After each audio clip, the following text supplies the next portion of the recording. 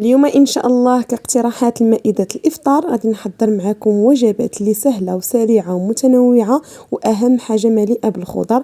غادي نحضر معكم هنايا الشوربه ديال الشوفان بالخضره صحيه ولذيذه ما تشبعوش منها. غادي نحضر معكم كذلك واحد التحليه ديال الفواكه للسحور كتجي لذيذه وبنينه.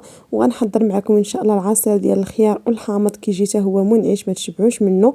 واهم حاجه هو هاد الطويجين ديال الكفته ديال اللدان بالنسبه للناس اللي كيحماقوا على التغماس كيجي بنين ما تشبعوش منه. وما تنساوش دعموني بلي لايك ديالكم ونبداو على بركه الله. اول حاجه غنحضر معكم ان شاء الله هي التحنيه باش نحطوها تبرد. عندي هنايا كاسرونه غندير فيها لتر من الحليب، غنزيد ليهم هنايا 2 فلون ديال درهم او الفلون ديال الشينوا.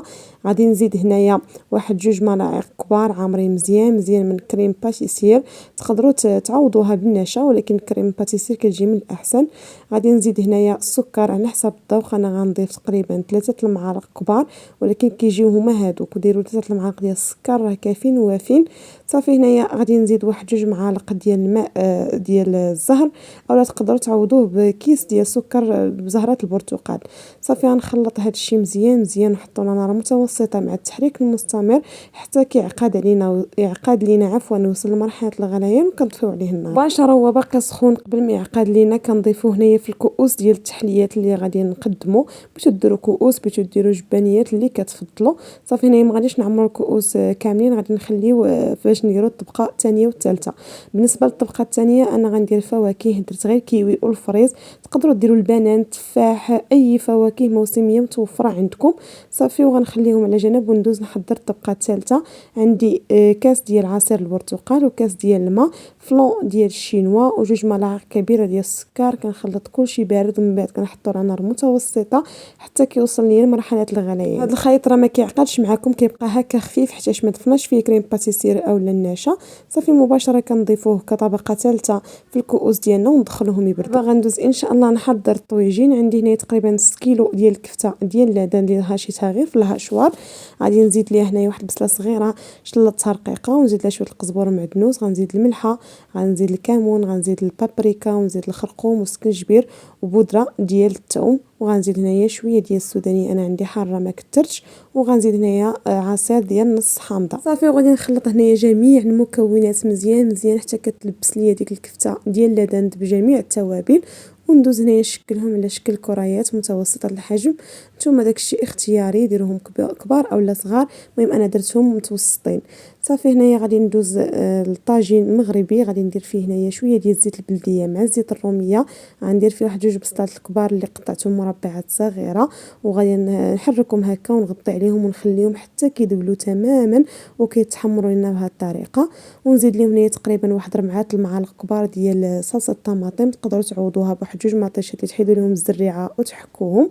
وغنزيد هنايا نفس التوابل اللي ضفت في الكفته. صافي وغنخلط هنايا جميع المكونات مزيان وغادي نضيف مباشره ديك الكفته اللي شكلت معكم في الاول.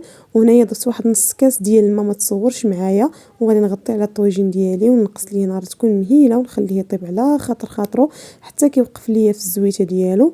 وهنايا غادي نزيد جبن الاحمر، تقدروا تضيفوا البيض، انا فضلت ندير غير الجبن الاحمر. صافي ونغطي عليه حتى كيذوب تماما. وهذا الطاجين ديالنا واجد. دابا ان شاء الله غادي ندوز نحضر معكم العصير اللي سهل ومنعش. في الخلاط الكهربائي كنضيف واحد الخياره اللي قشرتها وقطعتها مربعات صغيره مع تفاحه بالقشور ديالها حتى هي قطعتها مربعات، وواحد الحامضه اللي قشرتها مزيان حيدت ليها العظم وقطعتها حتى هي وضفتها. وغادي نزيد السكر على حسب الذوق وواحد الياغورت بالنكهه ديال البيستاش. غادي نزيد الماء الكافي باش نطحن جميع المكونات. من بعد ما طحنتهم راني صفيتهم، انا صفيت العصير ديالي، نتوما بغيتو تصفيوه ما بغيتوش خليوه. صافي هنايا غادي نضيفو في القرعه ديال التقديم وغادي ندخلو ان شاء الله يبرد. غندوز هنايا نحضر معكم الشوربه ديال الشوفان بالخضر. عندي هنايا طنجره غندير فيها شويه ديال الزيت البلديه مع الروميه، غنزيد لهنا البصله خضريه، تقدروا تعوضوها بصله عاديه وتحكوها لا ما بغيتوهاش تبان في الشوربه ديالكم. غادي نزيد هنايا قزبور ومعدنوس، 3 المعالق ديال صلصه الطماطم، تقدروا تعوضوها بجوج مطيشات اللي تحكوهم بعد ما تحيدوا لهم الزريعه. وغادي نزيد هنا واحد المعلقه كبيره ديال مركز الطماطم، واحد الخيزويه اللي حكيتها في المحكه الغليظه. بالنسبه للتوابل غادي نضيف شويه ديال الملحه، بودره ديال الثوم، شويه ديال السكنجبير والتحميره والخرقوم. غادي نزيد شويه ديال الحار على حسب الذوق وواحد نص ضامه ديال البنه بالنكهه ديال الدجاج. غادي نشحر كلشي مزيان. من بعد نزيد تقريبا 3 اطرو ديال الماء ونسد على الكوكوط ديالي ونخلي جميع المكونات طيب مزيان حتى كطيب.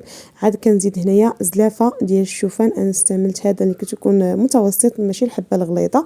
صافي ونحاول هنايا نخلط كلشي ونخلي الكوكوط ديالي طبخ ليا مزيان تقريبا واحد ربع ساعه وكنطفي عليها النار. وتيكون هذا هو الشكل الاخير ديال الوصفات اللي حضرت معكم اليوم، وصفات اللي سهله وسريعه، واهم حاجه انها مليئه بالخضر والفواكه، شي حاجه اللي صحيه. بالنسبه للرز راه ما درتوش اليوم، هذاك اللي درت معكم البارح شاط ليا وقدمته حتى هو فطور، حتى حاجه ما كتضيع كلشي كيتكال. الا عجبكم الفيديو خليو ليا لايك، وبصحه فطوركم.